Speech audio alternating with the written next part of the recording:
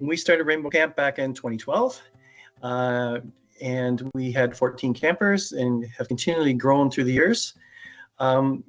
We ended up back of Echo Bay in 2017, and we're running great until we hit COVID. And COVID created a lot of issues for us. In the following year, we could open. The campers were really quiet. The whole atmosphere changed. Staff were much different.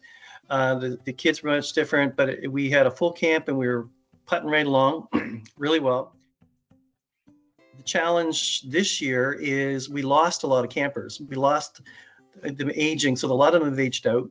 And so we are running on a shoestring budget, being off that long and not having funding coming in because we weren't running.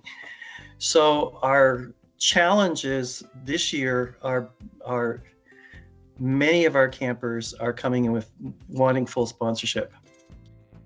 And one of the things we see, when we post that we're looking for money and so forth, we tell them we say, sponsor a camper at $2,000.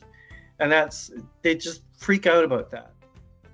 We have a lot of neurodiversity in campers and staff, so it creates challenges all over the place.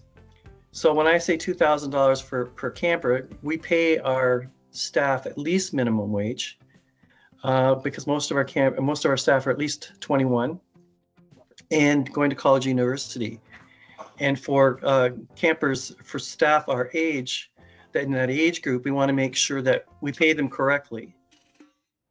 So there's a couple of ways, but the main way is to go to welcomefriend.ca or rainbowcamp.ca. They both kind of take you to the same place. If you want to donate, it's helprainbowcamp.ca, and that takes you right to our fundraising page, and you can do an online donation in your receipts, or they can send in checks or whatever, and the mailing address is on the site. They call it home, right?